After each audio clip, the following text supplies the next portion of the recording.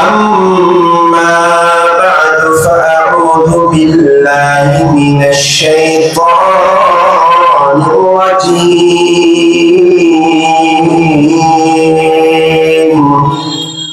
بسم الله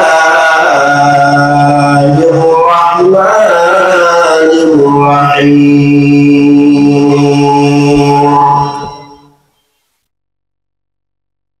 إنما المؤمنون الذين إذا ذكر الله وجلت قلوبهم وإذا تليت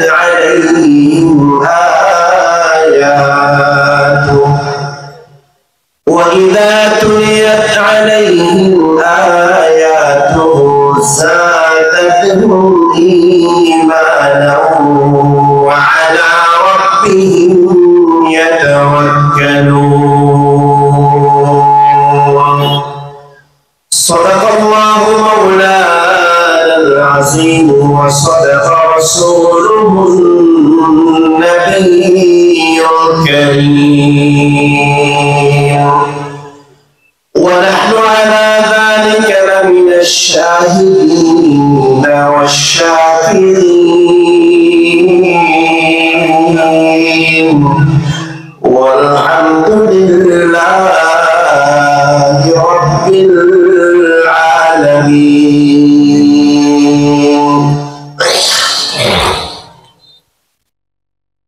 الحمد لله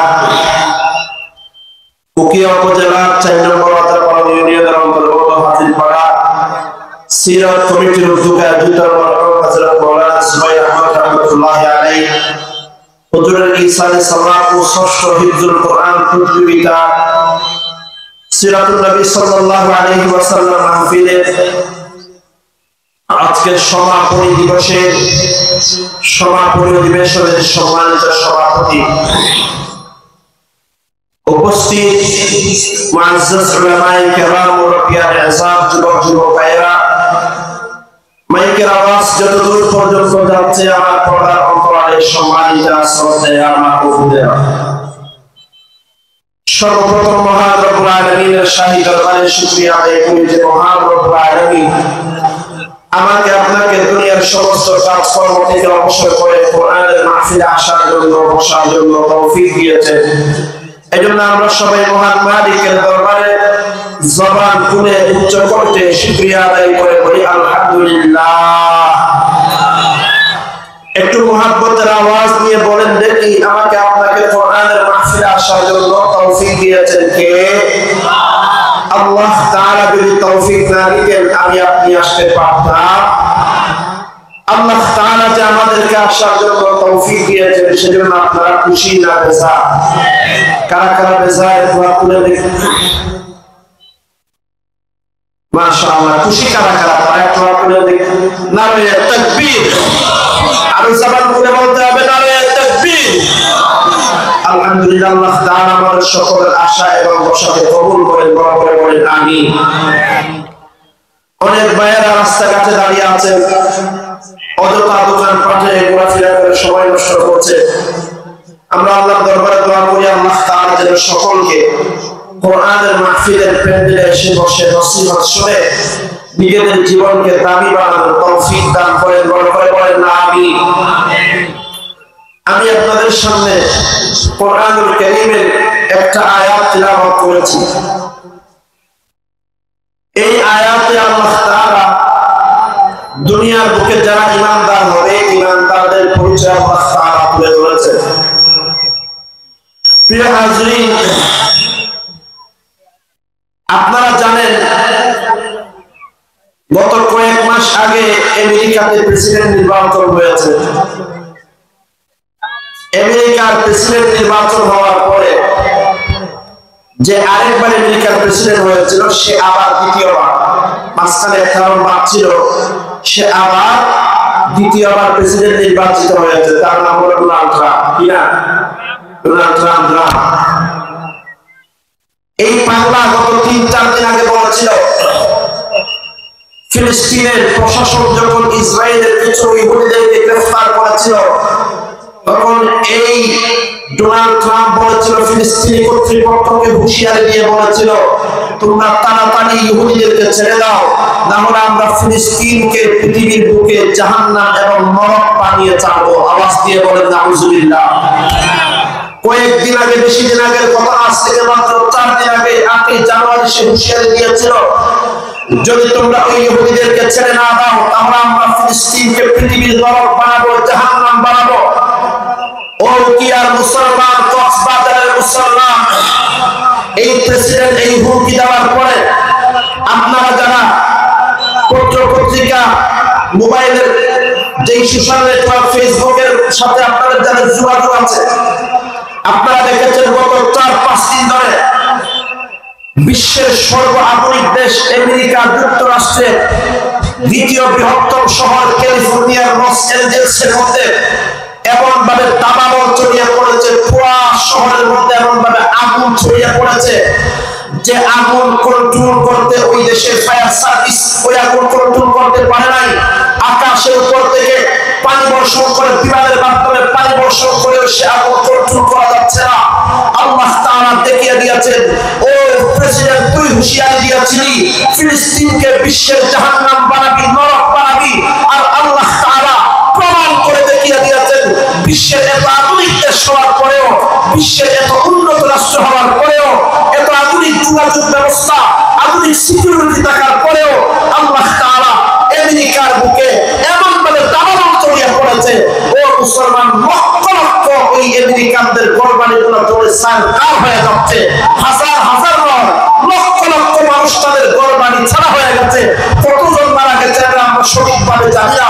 আল্লাহ তাআলা দেখিয়ে দিয়েছেন, আল্লাহ তাআলা প্রমাণ করে দিয়েছেন, তোরা মুসলমানদের বিরুদ্ধে কোটি কোটি বিলিয়ন খরচ করে ষড়যন্ত্র করবি, আর আমার আল্লাহ 1 দিনের ভিতরে, 3 দিনের ভিতরে পুরো আমেরিকার দ্বিতীয় বৃহত্তম শহরকে তছনছ যিনি করে দিতে পারেন। আওয়াজ দিয়ে বলেন, তিনি হলেন কে? আর বড় করে বলেন না কে? তুই একটা হুঁশিয়ারি দিয়েছিলি ফিলিস্তিনের গাজা শহরকে জাহান্নাম বানাবি, নরক বানাবি। আল্লাহ তাআলা 3 দিনের মাথায় দেখিয়ে দিয়েছেন। আল্লাহ তাআলা কোন হুঁশিয়ারি দেওয়া নাই, ক্যালিফোর্নিয়া লস অ্যাঞ্জেলেস শহরকে আল্লাহ দুনিয়ার জাহান্নাম বানিয়ে দেখিয়ে দিয়েছেন। বড় করে বলেন সুবহানাল্লাহ।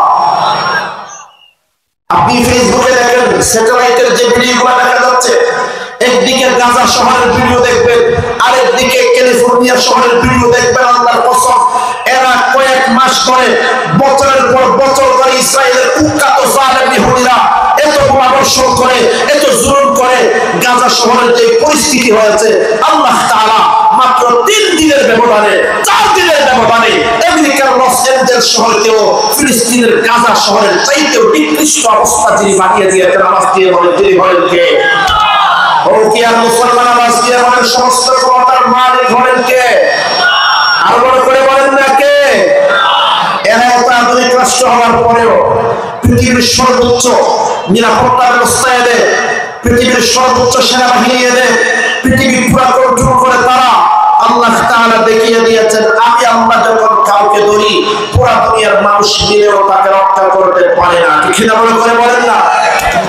ও দুনিয়ার মুসলমান, আল্লাহ তাআলা শাসকদেরকে এই হুঁশিয়ারিটাই দিয়েছেন। আমাদের বাংলাদেশের যারা 16 বছর ধরে ক্ষমতায় ছিল, তারা মনে করেছিল 2041 সাল পর্যন্ত তারা ক্ষমতার মসনদে থাকবে। তারা মনে করেছিল আমরা ক্ষমতা টিকিয়ে রাখার জন্য প্রয়োজন হলে লাখ লাখ মানুষের লাশ ফেলবো, তবুও আমরা ক্ষমতা ছাড়বো না। এই নিয়ত করে তারা বাংলার জমিনে 16 বছর ধরে বাংলাদেশটাকে একটা জেলখানা বানিয়ে ফেলেছিল। বাংলার জমিনে অসংখ্য উলামায়ে কেরামকে, তাওহীদি জমাতাকে জেলখানার মধ্যে পচিয়ে জ্বালিয়ে রেখেছিল। 5 আগস্টের সময় তাদেরকে বাংলার জমি থেকে চুলের মতো, শিয়ালের মতো ফালাতে বাধ্য করেছেন। যিনি আওয়াজ দিয়ে বলেন, তিনি হলেন কে? আওয়াজ দিয়ে বলেন, সকল ক্ষমতার মালিক হলেন কে? আল্লাহর ওয়াস্তে, আল্লাহর বান্দারা রাজনীতি করতে গিয়ে সকল ক্ষমতার উৎস জনগণ বলবেন না, এটা কুফরি কথা। আমার আপনার কোন ক্ষমতা আছে? আরে ভাই বলেন, ক্ষমতা আছে? বাংলাদেশের প্রধানমন্ত্রী, সাবেক প্রধানমন্ত্রীর অবস্থা দেখেছেন, পালানোর সময় নিজের ব্যবহৃত কাপড়গুলা পর্যন্ত নেওয়ার সুযোগ হয়নি। কিনা বলেন? এত বড় বড় একটি মন্ত্রী রাষ্ট্রের মতো পালিয়ে যাচ্ছে, সেখানে আশ্চর্য আছে? এজন্য বাংলার মস্তে রাজনীতি করতে গিয়ে বলবেন না যে সকল ক্ষমতার মালিক জনগণ, এটা একটা কুফরি কথা। বলেন কি কথা? আওয়াজ দিয়ে বলেন ক্ষমতার মালিক হলেন কে? যে আল্লাহ 3 দিনের ব্যবধানে আমেরিকাকে কবরস্থান বানাতে পারেন, ওই আল্লাহর হাতে ক্ষমতা আছে নাকি নাই? এজন্য আল্লাহ বললেন বান্দা দুনিয়ার জমিনে নৈরাশ হওয়ার প্রয়োজন নাই, তুমি কখনো আল্লাহর রহমত থেকে নৈরাশ হও না। তুমি মনে করিও না তোমার কাছে পারমাণবিক বোমা নাই, পারমাণবিক বোমা তোমার কাছে না থাকতে পারে। আল্লাহর উপরে যদি পরিপূর্ণ বিশ্বাস তোমার অন্তরে থাকে, আল্লাহর কসম বিশ্বের সর্বাধিক দেশের বিরুদ্ধে তোমাকে বিজয় দান করতে পারেন। তিনি বলেন কে? আল্লাহ আমাদের সবাইকে বুঝা আমল করার তৌফিক দান করেন। বড় করে বলেন আমিন। যে আয়াত আমি তেলাওয়াত করেছি, এই আয়াতে আল্লাহ তাআলা ঈমানদারদের 5টি গুণের কথা বলেছেন এবং আল্লাহ তাআলা এরপরে বলেছেন এই 5টি গুণ দুনিয়ার জমিনে যারা অর্জন করতে পারবে, দুনিয়াতে যারা এই 5 গুণে গুণান্বিত হতে পারবে, আমি আল্লাহ তাদেরকে 3টা পুরস্কার দান করব। জবান করে বলেন সুবহানাল্লাহ। আল্লাহ তাআলা কুরআনুল কারীমের সূরাতুল আনফালের মধ্যে বলেন উলাইকা হুমুল মুমিনুনা হাক্কান। ও কি আর মুসলমান পরদার মাবুদ, আল্লাহ তাআলা তাকে বলে আমার বান্দা দুনিয়ার জমিনে যাদের ভিতরে 5টি গুণ থাকবে, যাদের ভিতরে 5টি কোয়ালিটি থাকবে, আমি আল্লাহ জানিয়ে দিলাম তারাই হলো 1 নাম্বার নির্ভেজাল খাঁটি ঈমানদার। এরপর আল্লাহ তাআলা জানিয়ে দিলেন ও দুনিয়ার মুমিন, তোমার ভিতরে যদি 5টা গুণ অর্জন করতে পারো, আমি আল্লাহ তোমাদেরকে 1টা নয় 2টা নয় 3টা পুরস্কার দান করব। 1 নাম্বার পুরস্কার হলো লাহুম দারাজাতুল ইনদা রাব্বিহিম ওয়া মাগফিরাতুন ওয়া রিজকুন কারীম। আল্লাহ তাআলা জানিয়ে দিলেন 1 নাম্বার পুরস্কার হলো বান্দা দারাজাতুল ইনদা রাব্বিহিম, বান্দা দুনিয়ার জমিনে 5টি গুণ অর্জন করবা, আমি আল্লাহ তোমাকে দুনিয়াতেও সম্মানের মালিক বানায়া দেব, পরকালেও তোমাকে আমি আল্লাহ সম্মানের মালিক বানায়া দেব। সুবহানাল্লাহ বলেন।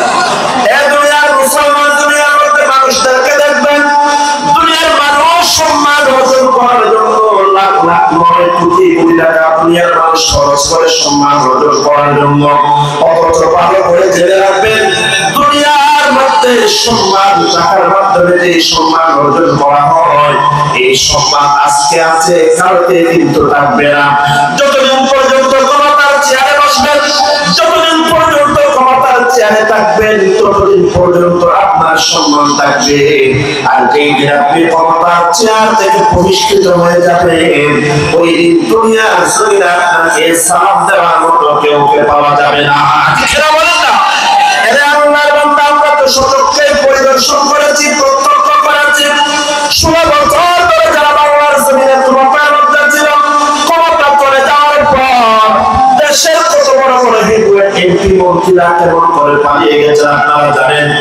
একজন সাবেক এই মন্ত্রী ছিল আনিসুল হক, এই যখন পালিয়ে যাচ্ছে সমুদ্র পথে নদী পথে, তার সাথে আরেকজন ছিল, তার নাম হল সালমান ফরমান কিনা। এই যে বাংলাদেশের ব্যাংকিং সেক্টরে যে দুর্নীতি নৈরাজ্য লুটপাট হয়েছে, বিশ্ব ডাকাতি হয়েছে, এই বিশ্ব ডাকাতির পিছনে অন্যতম কারিগর হল সালমান ফরমান। সে একা কয়েকদিন আগে দেখলাম 57,000 কোটি টাকা সে একাই ব্যাংক থেকে হাতিয়ে নিয়েছে। আওয়াজ দিয়ে বলেন না আলহামদুলিল্লাহ। এ যখন পালিয়ে যাচ্ছে, পালিয়ে যাওয়ার সময় সারা জীবন মুখের মধ্যে দাঁড়িয়ে ছিল, পালানোর সময় মুখের দাড়িগুলো শেভ করে ফেলেছে, একেবারে ক্লিন শেভ করে ফেলেছে। এমনি তো যুবক অবস্থায় দাড়ি শেভ করাগুলা, বৃদ্ধ অবস্থায় করাগুলা, কিন্তু দেখবেন বৃদ্ধ অবস্থায় যদি কেউ দাড়ি শেভ করে, তাকে দেখতে এত বিশ্রী লাগে। এ যখন দাড়ি শেভ করে ফেলেছে, তাকে চিনাই যাচ্ছে না। নৌবাহিনীর সদস্যরা যখন গ্রেফতার করতে গেছে, আনিসুল হককে গ্রেফতার করে চলে আসতেছে, সালমানকে চিনে না। তখন আনিসুল হক বলে, ও প্রশাসনের বাইরেরা আপনারা আমারে নিয়ে চলে যাচ্ছে, অথচ আমি হলাম সামান্য একটা পুঁটি মাছ, আমি হলাম কি না, আমার মতো এক বোয়াল মাছ তবে একটা নাম বলছে আমার আপনারা এখানে নিয়ে চলে যাচ্ছেন আমার প্রশাসনের নৌবাহিনীর লোকেরা ভালো করে থাকায় আরে পাহা এটা তো পুঁটি মাছ নিয়ে যাচ্ছে বোয়াল মাছ না নিয়ে কই যাবো একেও গ্রেফতার করা হলো তার একজন বলে ভাই সারা জীবন দাঁড়িয়ে রাখলি বুড়ো অবস্থায় দাঁড়িয়ে শেষ করে ফেললি আরেকজনের জবাব দিচ্ছে ভাই দাঁড়িয়ে রাখার বেশি থেকে বেশি ওয়াজ আর জান বাঁচানোর খরচ জান বাঁচানো কি চিন্তা করছিল কোন রকমের জানটা বাঁচাই আনি পরে না হয় আবার দাঁড়িয়ে রাখবো কিন্তু আল্লাহ তাআলা দেখিয়ে দিয়েছেন দুনিয়াতেও লাঞ্ছিত করেছেন পরকালেও এত মানুষকে কষ্ট দেওয়ার অপরাধেও আল্লাহ লাঞ্ছিত করবেন সবাই বলে বলেন আলহামদুলিল্লাহ আল্লাহ তাআলা জানায়া দিলেন এক নাম্বার পুরস্কার হলো বান্দা দুনিয়ার জমিনে আল্লাহ তাআলা সম্মানের মালিক বানায়া দিবেন আর দুই নাম্বার পুরস্কার হলো বাবা গফিরাতুন আল্লাহ তাআলা ডাকে বলেন দুই নাম্বার পুরস্কার হলো বান্দা দুনিয়ার জমিনে যত গুনাহ করেছিলাম নাফরমানি করেছিলাম আমি আল্লাহ ওয়াদা করলাম তোমার জীবনের সমস্ত গুনাহ ফাতাগুলো আমি আল্লাহ মাফ করে দেব সুবহানাল্লাহ আল্লাহ তাআলা আয়াতে বলেন ইল্লা মান তাবা ওয়া আমানা ওয়া আমিলা সালিহান ফাউলাইকা ইউবাদদিলুল্লাহু সাইয়্যাতিহিম হাসানাত আল্লাহ তাআলা দুনিয়ার মানুষদেরকে জানায়া দেন ও দুনিয়ার ইমানদার তুমি যদি ঈমান আনতে পারো নেক আমল যদি করতে পারো বান্দা তওবা যদি করতে পারো আমি আল্লাহ তোমার জীবনের গুনাহগুলো শুধু মাফ করে দেব তা না বরং তোমার জীবনের গুনাহগুলোকে আমি আল্লাহ সাওয়াব দিয়ে পরিবর্তন করে দেব সুবহানাল্লাহ এরপর আল্লাহ তাআলা তিন নাম্বার পুরস্কার বললেন ওয়া আজরুন ওয়া রিজকুন কারীম ও বান্দা দুনিয়ার জমিনে যদি পাঁচটা গুণ অর্জন করতে পারো তিন নাম্বার পুরস্কার ও বান্দা আমি আল্লাহ তোমার জন্য দুনিয়াতেও সম্মানজনক রিজিকের ব্যবস্থা করব আর পরকালেও তোমার জন্য সম্মানজনক রিজিকের ব্যবস্থা করার ওয়াদা করেছেন কে সবাই একটু মুহাব্বত নিয়ে জিকির করে লা ইলাহা জোরে লা ইলাহা আমাদের রুকিয়া উপজেলায় জিকির করা আওয়াজ দিয়ে করা কবিরা করা সবিরা করা আপনাদের জিকিরের আওয়াজ থানার মধ্যে গেলে পুলিশকে আপনাদের গ্রেফতার করবে এতগুলো মুসলমানরা কিন্তু ছোট এখানে কেউ আসেন কি আসার সময় বাড়ির সাথে আলাদা করে আসছেন আমি মাহফিলে বড় আওয়াজ দিয়ে কথা বলবো না যদি ভুলে মাহফিলে বড় আওয়াজ দিয়ে কথা বলি তোমার উপরে চিন্তা এরকম তোমার কথা আছে থাকলে বড় করে বলার দরকার নাই তাহলে ইমানদারের জিকিরের আওয়াজ কি ছোট হয় না বড় হয় আওয়াজ দিয়ে বলে ছোট হয় না বড় হয় ইমানদার কি শিয়ালের জাতি না সিংহের জাতি ও কি আর মুসলমান যতদিন পর্যন্ত ইমানদারদের জিকিরের আওয়াজ বড় ছিল নারে তাকবীরের আওয়াজ বড় ছিল দুনিয়ার কোন বেঈমান নাস্তিক মুরতাদ মুসলমানের দিকে চোখ তুলে তাকানোর সাহস পাইলেন সেটা বলেন না আর আজকে আমাদের ঈমানের আওয়াজ দুর্বল হওয়ার কারণে জিকিরের আওয়াজ ছোট হওয়ার কারণে দুনিয়ার বেঈমান নাস্তিক মুরতাদদের কাছে আমাদেরকে পরাজিত হওয়া লাগে সেটা বলে বলেন আল্লাহর কসম দুনিয়ার মধ্যে বর্তমানেও যারা কাফেরদের চুকে চুপ রেখে জবাব দিতে পারে তাদেরকে দুনিয়াতেও সম্মান পরকালেও সম্মান দান করে দিবেন কে ও কি আর মুসলমান আফগানিস্তানের মুসলমানদের দিকে তাকায় দেখেন 19 বছর ধরে আমেরিকা তাদের উপরে জুলুম করেছে অত্যাচার করেছে বোমা বর্ষণ করে আফগানিস্তানের মতো সুন্দর দেশটাকে একেবারে তছনছ করে ফেলেছে কিন্তু আফগানিস্তানের মুসলমানেরা তারপরেও আমেরিকার সামনে মাথা নত করে নাই আমেরিকার সামনে মাথা নত না করে তাদের কাছে যা ছিল তা নিয়ে লড়াই করেছে জিহাদ করেছে সংগ্রাম করেছে এই কারণে আল্লাহ তাআলা আমরা দেখলাম গত কয়েক বছর আগে আমেরিকা সেই আফগানিস্তানের জমিন থেকে চুলের মতো শিয়ালের মতো পালিয়ে যেতে বাধ্য হয়েছে কিনা বলে করে বলেন মুসলমান আওয়াজ দিয়ে বলেন সকল ক্ষমতার মালিক হলেন কে আমেরিকার মতো এত বড় শক্তিশালী দেশকেও যিনি আফগানিস্তানের মুজাহিদদের কাছে পরাজিত করতে পারেন ওই আল্লাহর ক্ষমতায় কোনো আছে নাকি নাই এজন্য একটু মুহাব্বত নিয়ে একটু আওয়াজ দিয়ে জিকির করে লা ইলাহা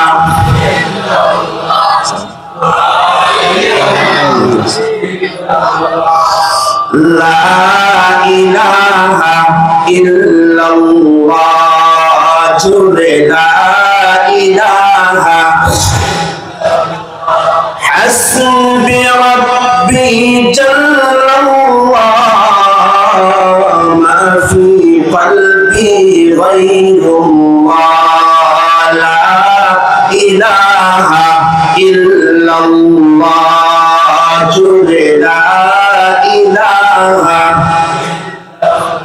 बता हमको तेरी राह किस तरफ है तेरी राह पर चला हमको खुदाया बुज़ुर्गी की नहीं हमको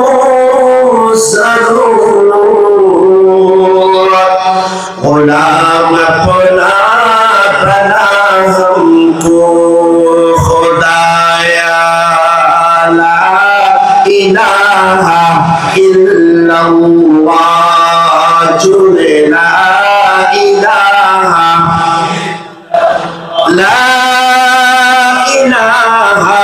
इल्लल्लाह मुहम्मदुर रसूलुल्लाह मुहब्बत में बोली सल्लल्लाहु अलैहि ওয়াসাল্লাম।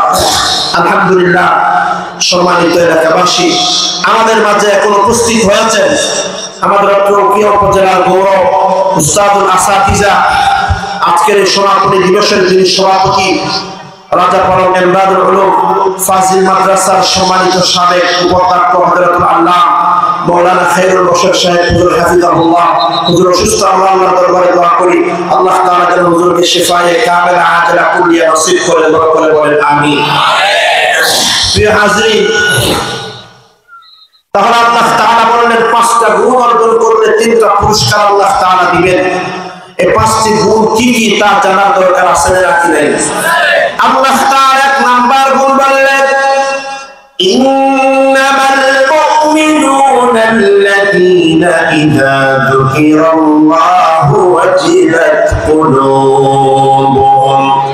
আল্লাহ তাআলা 1 নাম্বার গুণ সম্পর্কে বললেন, ও দুনিয়ার মানুষ, 1 নাম্বার ইমানদারের গুণ হলো, ইমানদার হলো তারা ইমানদারের সামনে যখন আল্লাহর নামটা নেওয়া হয়, ইমানদারের অন্তরে আল্লাহর ভয় জাগ্রত হয়ে যায়। সুবহানাল্লাহ বলেন। এর কি আর মুসলমানের কোরআন আসতে বলেন, দুনিয়ার মধ্যে ইমানদার দুনিয়ার কাউকে ভয় করে না, ইমানদার কাউকে পরোয়া করে না, ইমানদারের মাথা দুনিয়ার মধ্যে কারো সামনে নত হয় না। একটু আওয়াজ দিয়ে বলেন, ইমানদার শুধুমাত্র পরোয়া করে, ভয় করে, ইমানদারের মাথাটা নত হয় শুধু একজনের সামনে। একটু আওয়াজ দিয়ে বলেন, তিনি বলেন কে? আল্লাহ তাআলা জানায়া দিলেন, এটাই হলো ইমানদারের 1 নম্বর গুণ। ইমানদারের সামনে যখন আল্লাহর নামটা নেওয়া হয়, ইযা যুকিরাল্লাহ, আল্লাহর নাম যখন ইমানদারের সামনে নেওয়া হয়, ইমানদারের অন্তরে আল্লাহর ভয় জাগ্রত হয়ে যায়। ও কি আর মুসলমান, ইমানদারের সামনে আল্লাহর নামটা নেওয়ার পর ইমানদারের অন্তরে আল্লাহর ভয় জাগ্রত হয়। এই কথার ব্যাখ্যা কি? এই কথার ব্যাখ্যা করতে গিয়ে মুফাসসিরিনে কেরাম একটা ব্যাখ্যা করেছেন, ইমানদারের সামনে আল্লাহর নাম নেওয়ার পর আল্লাহ ইমানদারের অন্তরে আল্লাহর ভয় জাগ্রত হয়। এই কথার 1 নাম্বার ব্যাখ্যা হলো, আল্লাহর নাম নেওয়ার থেকে উদ্দেশ্য হলো আযান। আল্লাহর নাম অর্থ যখন ইমানদারের কানের মধ্যে আযানের শব্দ পড়ে, ইমানদার যখন আযানের শব্দ যখন ইমানদারের কানের মধ্যে পড়ে যায়, ইমানদারের অন্তরে আল্লাহর ভয় জাগ্রত হয়ে যায়। একটু আওয়াজ দিয়ে বলেন, আযানের মধ্যে আল্লাহর জিকির আছে নাকি নাই? এটা আল্লাহর বান্দা, আযান হলো এমন একটা স্লোগান, নবীজি সাল্লাল্লাহু আলাইহি ওয়াসাল্লাম 23 বছরের নবুয়তের জীবনে আল্লাহর নবী যা যা জিনিসের দাওয়াত দিয়েছেন, সবগুলো জিনিস আল্লাহ তাআলা আযানের ভিতরে ঢুকিয়ে দিয়েছেন। আযানের মধ্যে 1 নম্বরে ডাক দিয়ে বলা হচ্ছে আল্লাহু আকবার, আল্লাহু আকবার। 1 নম্বরে ডাক দিয়ে বলা হচ্ছে, ও বান্দা, দুনিয়ার জমিনে সবচেয়ে বড় হলেন কে? আর একটু আওয়াজ দিয়ে বলেন না, সবচেয়ে বড় হলেন কে? দুনিয়ার মধ্যে আমার দলের চাইতে, আমার নেতার চাইতে, আমার নেত্রীর চাইতে, এমনকি বান্দা আমার দেশের চাইতে উপর হলেন একজন। আওয়াজ দিয়ে বলেন তিনি হলেন কে? আল্লাহ তাআলা দুনিয়ার বান্দাদেরকে জানায়া দিলেন, এরে আমার বান্দা, আল্লাহর জন্য যদি দুনিয়ার কোন নেতা যদি আল্লাহর বিরুদ্ধে বলে, বান্দা দুনিয়ার কোন নেত্রী যদি আল্লাহর বিরুদ্ধে বলে, দুনিয়ার কোন দল যদি আল্লাহর বিরুদ্ধে বলে, বান্দা প্রয়োজনে তুই তোর দলকে লাথি মারবি, নেতাকে লাথি মারবি। আল্লাহর জন্য দুনিয়ার সব কিছু যারা বিসর্জন দিতে পারে তারাই হলো এক নাম্বার খাঁটি ইমানদার। সুবহানাল্লাহ বলেন। এজন্য আযান হলে এমন একটা স্লোগান, দুনিয়ার মধ্যে আমাদের দেশের কিছু বুদ্ধিজীবীদেরকে দেখবেন, আমাদের দেশের কিছু সুশীল সমাজের প্রতিনিধিদেরকে দেখবেন, যাদের কাছে আযানের আওয়াজ ভালো লাগে না। ওয়াজির পাড়ার মুসলমান খুব ভালো করে খেয়াল করেন, আপনাদের মসজিদের মধ্যে যখন আযান হয় দেখবেন রাস্তার মধ্যে কতবার কুত্তা কুকুর থাকে। আযানের আওয়াজ শোনার পরে দেখবেন কুত্তা কুকুরগুলো কেউ কেউ করতে থাকে। এর দুনিয়ার ইমানদার, দুনিয়ার মধ্যে কুকুরের কাছে যেমন আযানের আওয়াজ তাদের কাছে ভালো লাগে না, আমাদের দেশের কিছু কবি ছিল, কিছু বুদ্ধিজীবী ছিল, যারা বলেছে আযানের আওয়াজ আমাদের কাছে পেশাবের আওয়াজের চাইতেও খারাপ লাগে। নাউজুবিল্লাহ বলেন না? আযানের আওয়াজ তাদের কাছে পেশাবের আওয়াজের চাইতেও খারাপ লাগে। আল্লাহর কসম, যারা আযানের আওয়াজকে পেশাবের আওয়াজের সাথে উদাহরণ দিয়েছে, আমরা তো পরিষ্কার ভাষায় বলতে চাই, ওই যে আযানের আওয়াজ শোনার পর রাস্তার কুত্তা কুকুরের কাছে যেমন আযানের আওয়াজ ভালো লাগে না, যারা আল্লাহর জমিনে আযানের আওয়াজকে পেশাবের কণ্ঠের সাথে তুলনা করেছে, আল্লাহর কসম তারা দেখতে শুনতে মানুষ হলেও এদের স্বভাব চরিত্র রাস্তার কুত্তা কুকুর আর শুয়োরের চাইতেও খারাপ। খেয়াল করে বলেন।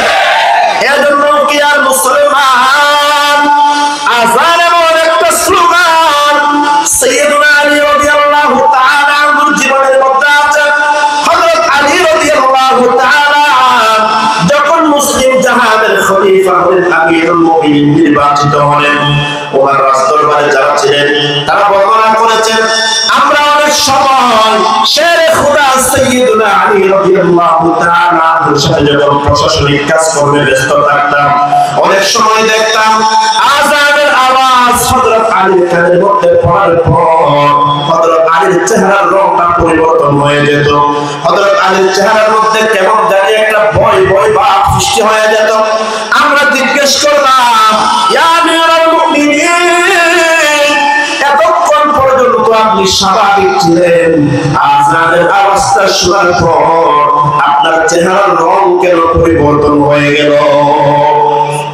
হযরত আলীকে প্রশ্ন করার পর হযরত আলী ডাক দিয়ে বললেন, ও দুনিয়ার মুসলমান, তোমরা তো মনে করো আযান এটা দুনিয়ার সাধারণ মানুষের আওয়াজ মনে করো, কিন্তু আমি আলী মনে করি আযান এটা দুনিয়ার মানুষের কোনো সাধারণ আওয়াজ না, বরং আযানের মাধ্যমে আমার আল্লাহ আমাকে কুদরতি ভাবে মসজিদের মাইকের মাধ্যমে আমি আলীকে ডাক দিচ্ছেন। আল্লাহ সুবহানাল্লাহ বলেন।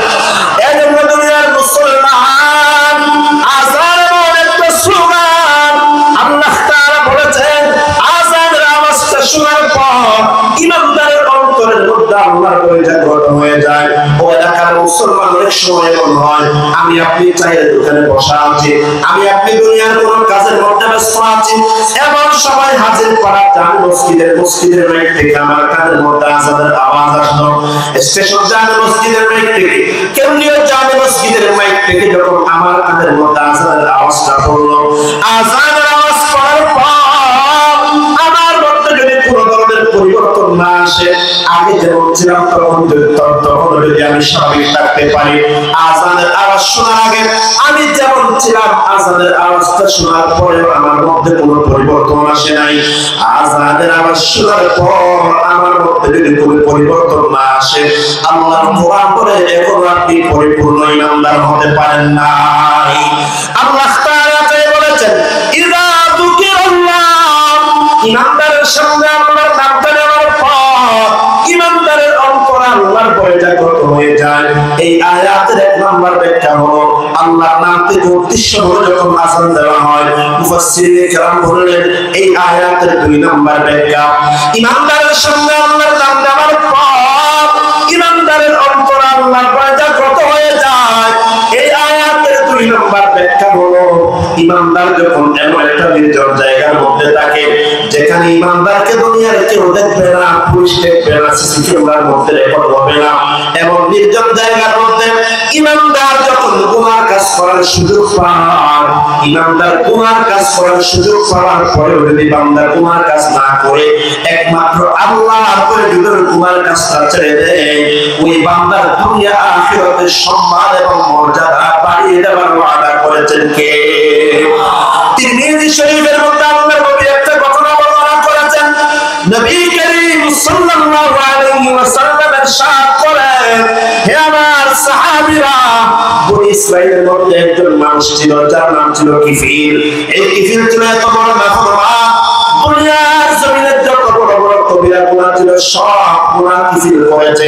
সুদ খেয়েছে, ঘুষ খেয়েছে, এমনকি অসহায় মহিলাদের সাথে জিনা করেছে, ব্যভিচার করেছে। ওই কিফিলের কাছে এক অসহায় মহিলা আসলেন, আসার পরে বললেন, কিফিল, আমি তো বড় বিপদের মধ্যে পড়ে গেছি, দয়া করে আমাকে কিছু টাকা কর্জ দেওয়ার ব্যবস্থা করো। কিফিল ডাক দিয়ে বললেন, মহিলা, তুমি জানো দুনিয়ার মধ্যে আমি কাউকে ফ্রিতে 1 টাকাও কর্জ দিই না। যদি তুমি আমার কাছ থেকে কর্জ নিতে চাও, 1 মাস পরে ডাবল টাকা সুদ সহ আমারে ফেরত দিতে হবে। আর যদি ফেরত দিতে না পারো, 1 মাস পরে তোমাকে আমার সাথে জিনা ব্যভিচার করতে হবে।